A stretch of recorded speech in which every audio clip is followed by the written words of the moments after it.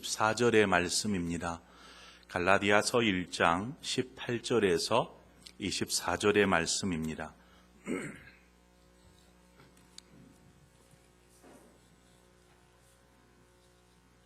한 절씩 저와 여러분이 교독해서 보도록 하겠습니다. 제가 먼저 읽겠습니다.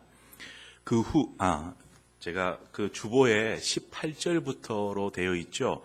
제가 17절부터 읽도록 하겠습니다. 17절부터 한 절씩 교독합니다. 또 나보다 먼저 사도된 자들을 만나려고 예루살렘으로 가지 아니하고 아라비아로 갔다가 다시 다메섹으로 돌아갔노라.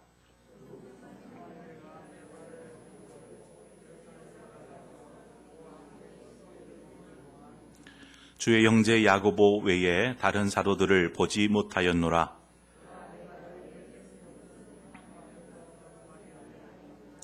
그 후에 내가 수리아와 길리기아 지방에 이르렀으나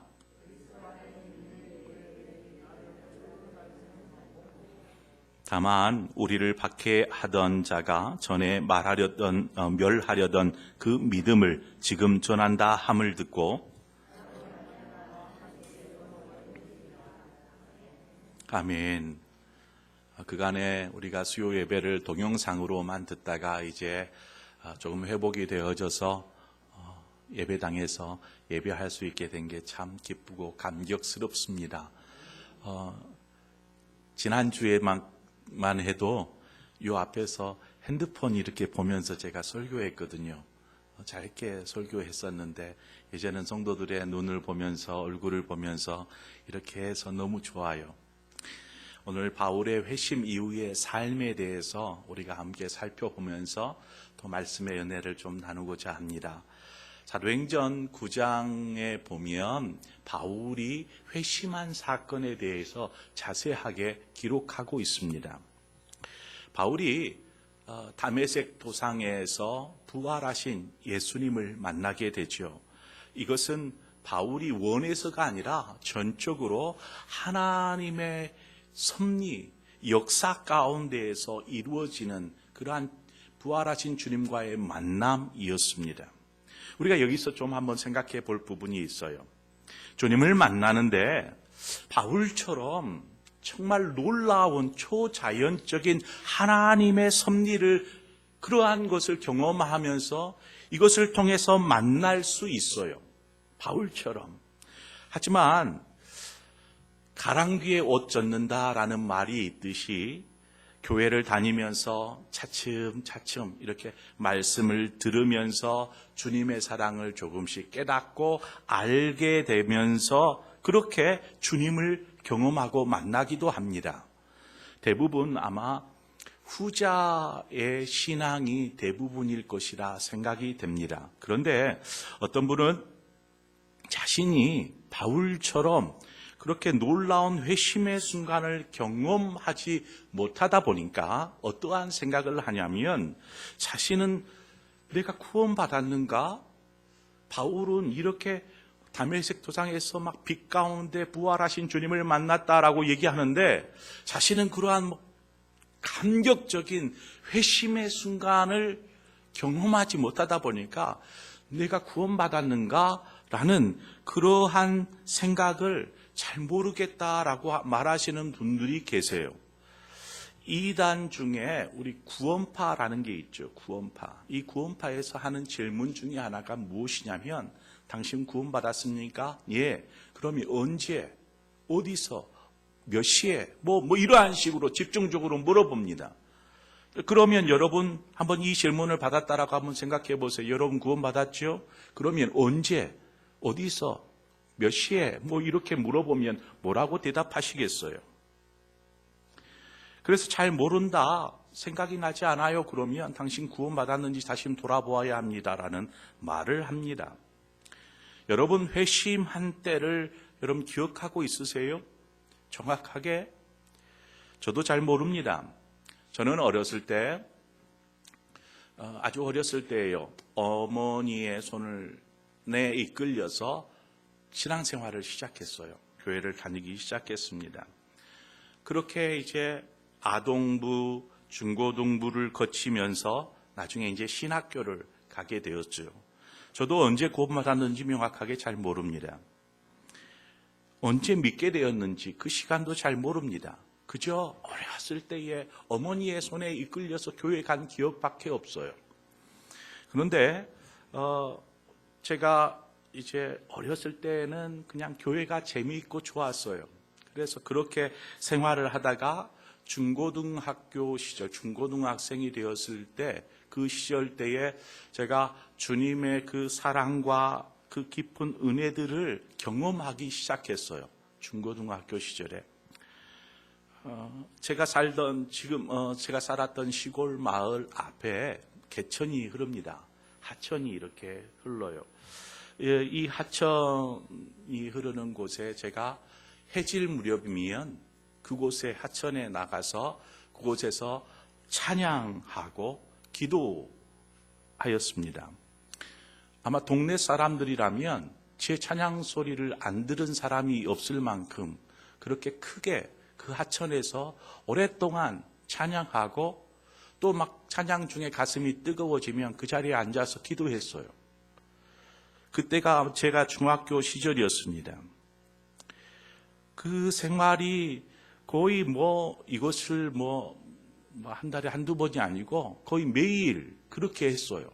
학교 갔다 와서 해질 무렵이면 나가서 그렇게 찬양하고 기도하고 이것을 거의 매일 하다 보니까 제 삶의 일상이 되었습니다. 그렇게 중학교 시절을 보내었어요. 너무나 찬양하는 것이 기쁘고 즐거웠어요. 그러다 고등학생이 되었을 때 제 삶을 하나님께 이제 전적으로 헌신할 어떤 기회가 찾아왔습니다. 청소년 집회에서 하나님 앞에 제 삶을 드리겠습니다 하고 헌신하였지요. 제가 목회자가 되기로 결단한 그 이야기는 나중에 제가 전해드리도록 하겠습니다. 듣고 싶어도 좀 참으십시오. 정확히 저는 잘 몰라요. 언제 내가 주님을 만났는지, 또 언제 분명히 주님을 지금 나는 알고 있고 믿고 있고 구원받았다는 확신이 있는데 이것이 언제 시작되었는지 저는 잘 모릅니다. 근데 중요한 게 뭐예요? 분명한 것은 지금 제가 주님을 만났고 구원받은 하나님의 자녀로 살고 있다는 사실입니다. 자, 바울이 다메섹에서 회심을 경험한 그때 회심 빛 가운데에서 주님을 만나다가 그 순간에 앞을 보지 못하게 됩니다. 앞을 보지 못하게 되고 이제 나중에 사람들의 손에 이끌려서 다메섹 안으로 들어가요. 그곳에서 3일 동안 식음을 전폐합니다. 아무것도 먹지도 못하고 그렇게 3일 동안 있다가 이후에 주님께서 아나니아를 통해서 바울을 찾아가게 합니다. 아나니아가 바울을 찾아가서 그에게 안수하죠. 그때에 바울에게 성령의 충만함이 임합니다. 사도행전 9장에 보니까 바울이 성령에 충만하게 되었다라고 기록하고 있습니다. 뿐만 아니라 그가 안수받는 그 순간에 보이지 않던 시력을 회복하게 됩니다. 그리고 시력을 회복한 바울이 그 자리에서 바로 이제 아나니아에게 세례를 받게 되죠. 바울은 주님을 만난 감격에 못 이겨서 곧장 회당으로 뛰쳐갔습니다. 그리고 그곳에서 예수 그리스도의 복음을 전하기 시작하죠. 사도행전 9장 20절에 보니까 즉시로 각 회당에서 예수가 하나님의 아들이심을 전파하니 바울이 그렇게 했어요. 사도행전에서는 바울이 다메섹에서 복음을 전하다가 나중에 바나바와 함께 예루살렘을 방문한 그 기록을 하고 있습니다. 이 부분은 지금 사도 바울이 다메섹에서 복음을 전하다가 나중에 이제 예루살렘으로 가는 기록, 요 사이에 오늘 본문의 갈라디아서에 보면 이 부분을 좀 더 자세하게 갈라디아에서는 기록하고 있습니다. 오늘 본문 17절입니다. 또 나보다 먼저 사도된 자들을 만나려고 예루살렘으로 가지 아니하고 아라비아로 갔다가 다시 다메섹으로 돌아갔노라. 그러니까 다메섹에 있다가 예루살렘으로 왔다라고 사도행전은 기록하고 있는데, 갈라디아에서는 여기에 뭐가 추가되어 있죠? 아라비아라는 장소가 추가가 되어 있어요. 그러니까 바울이 다메섹에서 부활의 주님을 만나고 나서 우리의 아라비아에 갔다가 다시 다메섹에 왔다가 다메섹에서 예루살렘으로 간 것입니다. 자, 바울이 다메섹에 계속 머문 것이 아니라 아라비아에 갔다라는 기록을 지금 하고 있는데, 18절 서두에 한번 보세요. 서두에 보면 그 후 3년 만에 내가 게바를 방문하려고 예루살렘에 올라가서, 그러니까 다메섹에 있다가 아라비아에 갔다가 다메섹에 왔다가 이제 여기에서 예루살렘에 갈 때까지 3년이라는 시간이 흐른 거예요. 3년 동안 그가 다메섹에서 머물렀는지 아라비아에서 머물렀는지 이 총합이 3년이라는 것이죠. 자, 오늘 본문을 보면요, 바울이 아라비아에 갔다라는 부분이 분명하게 추가되어 있습니다. 3년 내에 이루어진 일이죠. 얼마 오랫동안 아라비아에 머물렀는지도 잘 몰라요. 또 아라비아에 가가지고 무엇을 했는지 여기에 대한 행적도 기록되어 있지 않아요. 그래서 성경학자들이 이 부분에 대한 해석이 분분합니다. 어떤 사람들은 바울이 아라비아가 광야거든요. 광야. 아라비아 광야에서 조용히 혼자 집고하면서 기도와 묵상하는 그러한 시간을 보내었다라고 이야기합니다. 또 여기서 이제 그 아라비아가 이제 애굽의 근처에 있는 아라비아 광야를 말합니다. 또 최근 주석학자들 중에는요, 바울이 모든 이 비슷한 해석인데, 인간적인 접촉을 끊고 하나님과만 독대하는 시간을 보냈다라고 그렇게 이야기합니다. 그래서 주님과 독대하는 시간을 가지면서 자신이 이전에 바리새인으로서 가졌던 구약의 하나님에 대한 지식, 이것들을 다시금 기독교에 대한 이해를 바르게 예수 그리스도를 통하여서 구원에 이른다라는 이 복음의 진수를 바르게 정립할 수 있는 그러한 시간을 이 아라비아에서 보냈다라고 해석하기도 합니다. 이러한 해석도 분명한 일리가 있어 보입니다. 예수님을 보면 이러한 해석이 조금 쉽게 이해가 돼요.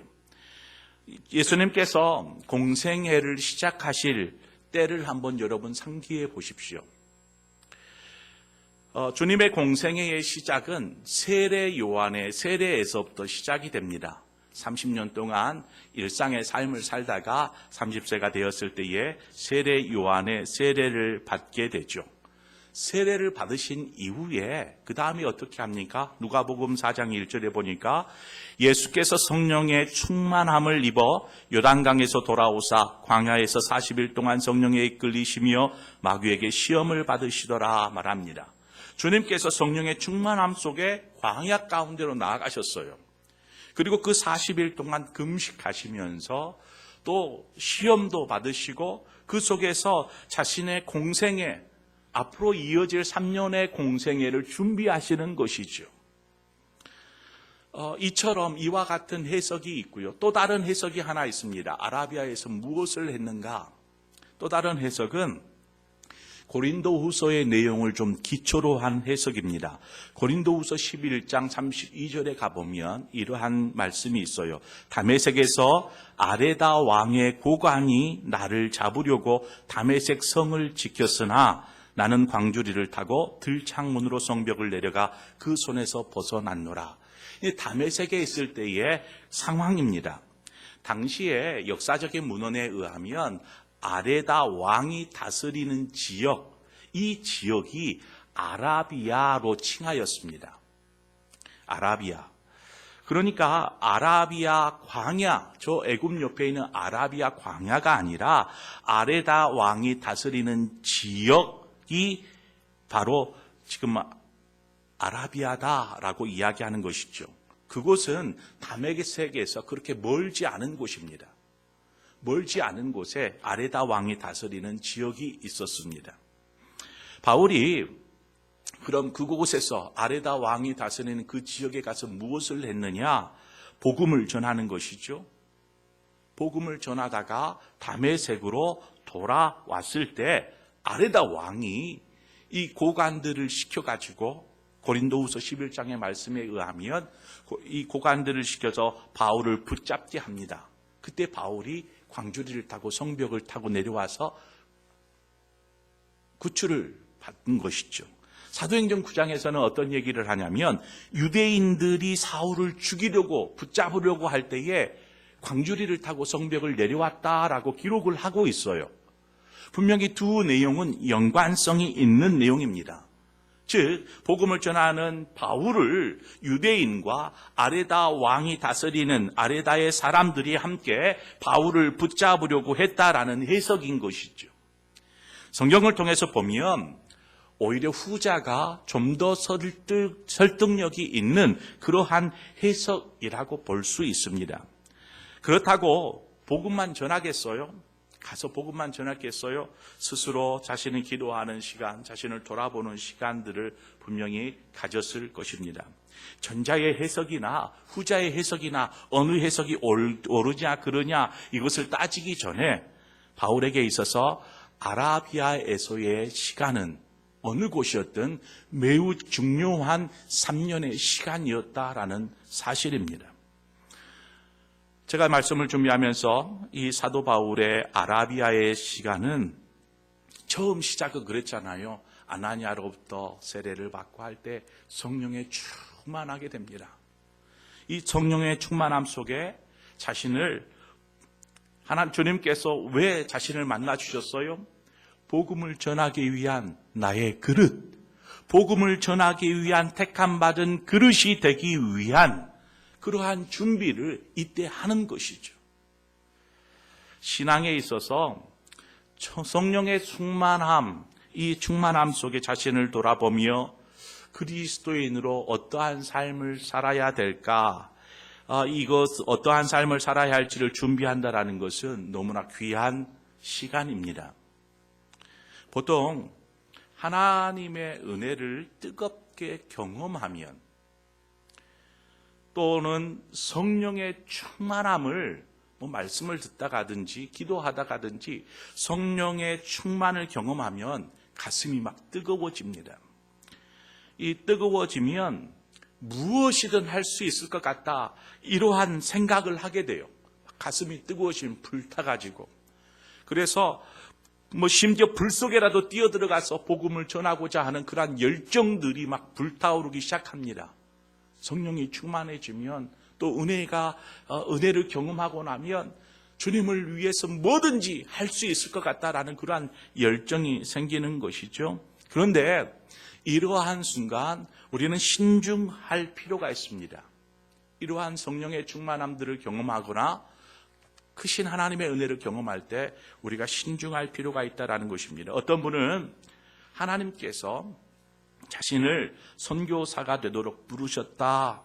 어느 한순간 뜨겁게 하나님의 음성 가운데서 그렇게 들었다라고 하면서 모든 일을 내려놓고 당장 선교지로 떠나려는 사람도 있습니다. 하나님의 부르심에 있었으면 분명히 순종해야 하죠. 하나님의 부르심이 있었으면. 그런데 아무런 준비 없이 그저 뜨거운 그 열정에 불타서 나갔다가는 선교에 실패할 가능성이 매우 큽니다. 교회에서도 마찬가지예요. 하나님의 은혜를 경험하고 성령의 충만함 속에서 막 헌신합니다. 결단합니다. 제가 하겠습니다. 헌신과 봉사. 은혜를 경험하고 무슨 일이든 헌신하겠다라고 뛰어듭니다. 그런데 나중에 보면은요, 후회하는 경우가 있어요.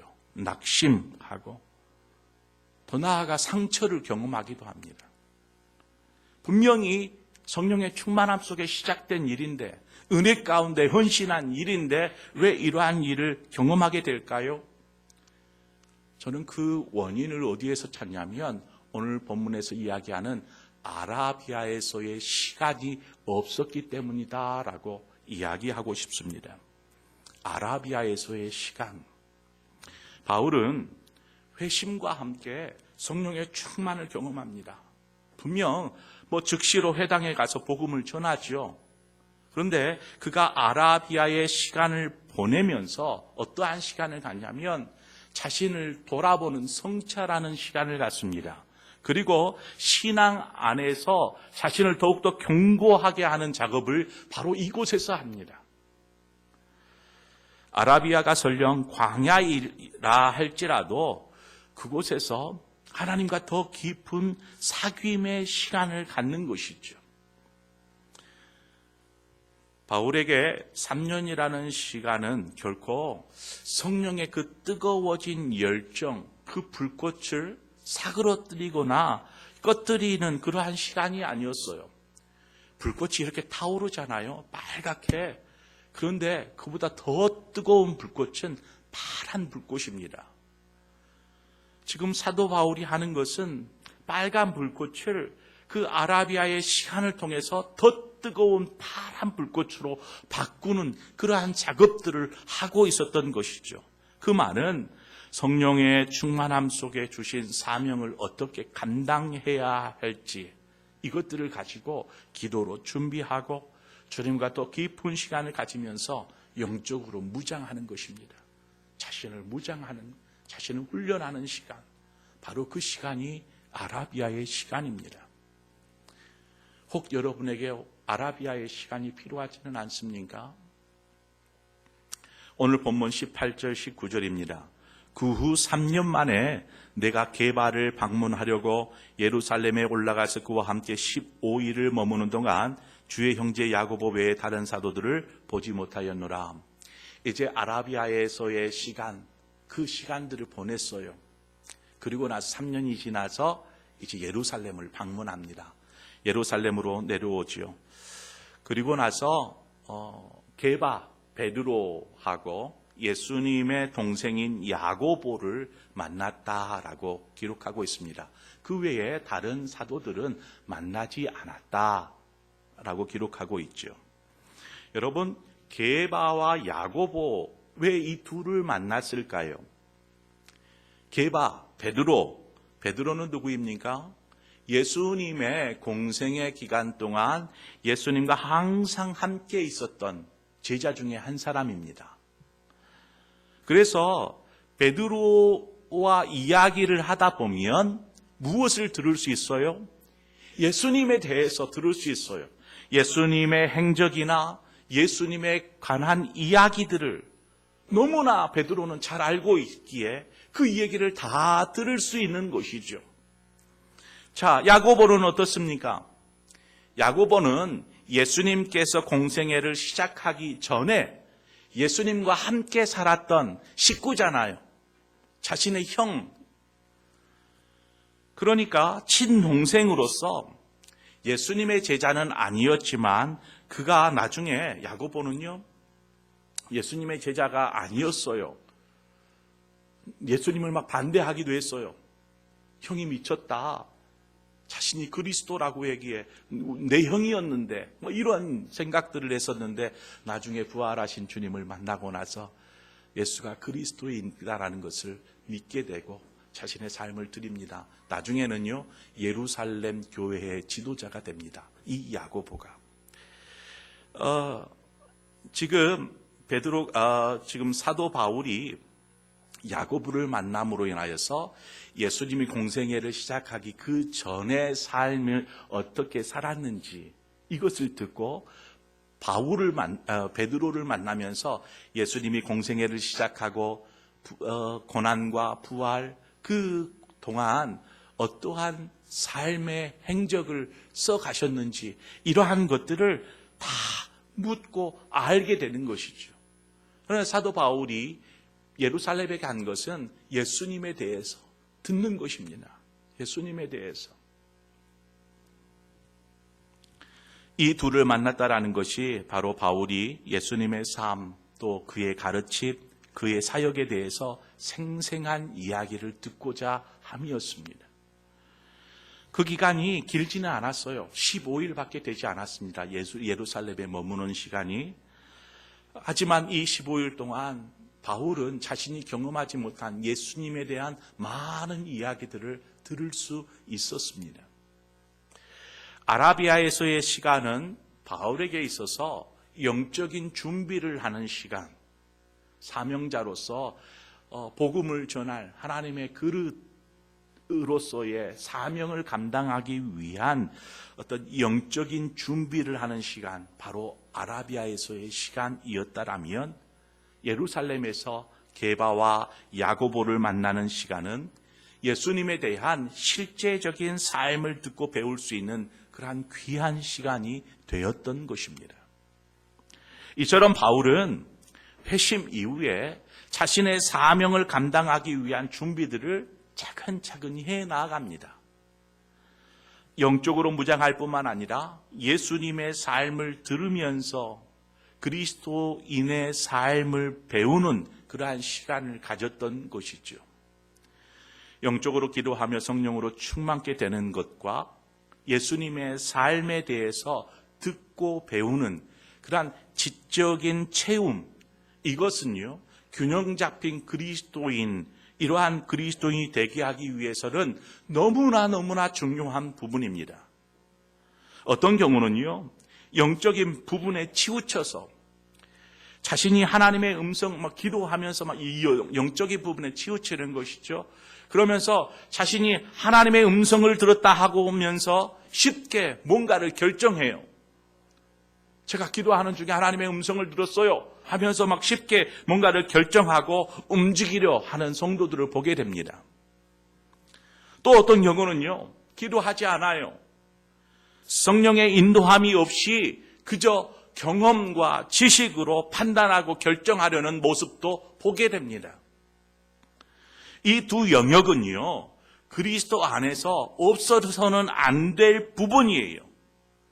그런데 이 두 부분이 조화를 이루지 못하고 어느 한 부분에 치우쳐 있다라면 그 선택 이후에 그 선택과 결정은 나중에는 후회할 일이 될 경우가 많더라는 것입니다. 저는 목회하면서 그러한 경우들을 봐요. 기도 열심히 한다고 하는데 나중에 하나님의 음성을 들었어요 하면서 뭔가를 선뜻 결정을 해요. 판단을 하고 그것은 아니에요. 제가 기도하니까 이랬어요. 이러한 쉽지 않은 말들을 너무나 쉽게 이야기해 버리는 경우들을 보게 됩니다. 어떤 경우는요, 기도하지 않아요. 하나님 안에서 결정인지 무엇인지 모르겠어요. 그냥 경험과 지식으로 뭔가를 판단하고 결정하는 경우들을 보게 됩니다. 그래서 우리는 우리 스스로를 좀 신앙을 돌아보면서 혹 내가 어느 한 부분에 치우쳐 있지는 않은지, 만약에 자신이 어느 한쪽에 좀 치우쳐 있다라는 판단이 내려지면 좀 다른 부분을 준비하고 훈련할 필요가 있는 것입니다. 바울처럼 본문 22절에서 24절입니다. 그리스도 안에 있는 유대의 교회들이 나를 얼굴로는 알지 못하고 다만 우리를 박해하던 자가 전에 멸하려던 그 믿음을 지금 전한다 함을 듣고 나로 말미암아 하나님께 영광을 돌리니라 말합니다. 여러분, 예수 그리스도를 믿는 그리스도인을 박해했던 바울의 그 전의 삶, 근데 그 바울이 변화되어서 이제는 예수 그리스도를 전하게 되었다라는 것입니다. 이 얼마나 놀라운 일입니까? 그리스도인들을 잡아서 박해하고 죽이게 하는 그러한 일에 앞장섰던 바울이 이제는 예수를 믿으시오라고 복음을 전하는 이것이 얼마나 놀라운 일이겠습니까? 도대체 예수가 누구이기에 바울을 저렇게 변화시켜 버렸을까? 바울을 보지도 않았고 알지도 못하지만 바울에 대한 소문, 이야기를 전해 듣는 것이죠. 바울의 이야기는 삽시간에 소문이 번져나가듯이 번져나갔습니다. 그래서 그 이야기를 들은 그리스도인들에게는 예수 그리스도만이 참 우리의 구원자가 되어주시는구나, 유일한 구원의 길이시구나, 이것을 확실하게 믿는 계기가 되었던 것입니다. 바울의 일을 통해서 그리스도인들이 바울의 회심 사건을 통해서 믿음의 큰 담력을 얻었습니다. 내 그 믿음, 내가 들은 그 복음이 참된 복음이구나, 진리인 복음이구나, 이것을 여실히 사도 바울을 통해서 알게 되었다라는 것입니다. 하지만 이것은 그저 시작에 지나지 않았어요. 바울은 이방인들이 있는 곳으로 가서 나중에 담대하게 복음을 전하지 않습니까? 그냥 이것이 소문이 아니고 이후로의 바울의 삶은 1차, 2차, 3차 전도 여행을 통해서 계속 가는 곳곳마다 복음을 전하고 초대교회를 세우고 그러한 놀라운 역사를 써가게 되는 것을 보게 됩니다. 하나님께서 바울을 이처럼 크게 위대하게 사용하셨어요. 와 할 것이 아니고 왜 그렇게 바울을 하나님이 사용하는 도구로 부르셨는지, 사용하셨는지 우리는 여기에 초점을 맞춰야 합니다. 그것은 무엇일까요? 바울이 하나님이 사용하시기 위한 도구로 준비가 되었다라는 것입니다. 어떻게 준비가 되었어요? 앞서 말씀에서와 같이 균형 잡힌 그리스도인, 영적으로 기도와 묵상과 하나님과의 깊은 관계를 통해서 영적인 무장을 하고 예수님의 삶을 듣고 예수님의 사역을 듣고 말씀을 듣고 하면서 그가 지적인 부분에 준비가 되어지는, 그래서 준비된 일꾼, 준비된 사명자로서 그가 서 있었다라는 것입니다. 바로 그것이 하나님께서 사도 바울을 그처럼 아름답게 사용할 수 있었던 이유요 근거였던 것이죠. 당장 여러분에게 평신도 사역자가 되십시오, 혹은 사명자로 헌신할 것을 요구하지 않을지라도 하나님이 기뻐하시는 그러한 영광된 삶을 위해서 우리의 신앙을 좀 잘 세울 필요가 있습니다. 사도행전 6장 4절에 보면 우리는 오로지 기도하는 일과 말씀 사역에 힘쓰리라 이야기합니다.